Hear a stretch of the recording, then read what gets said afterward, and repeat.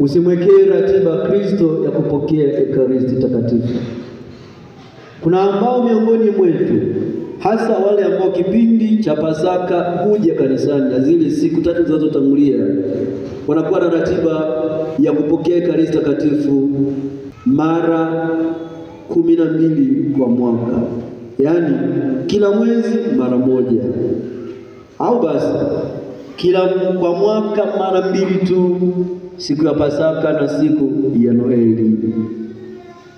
Kwa namna hiyo, watu wanapowaona huonekana wamejifungia sakramenti.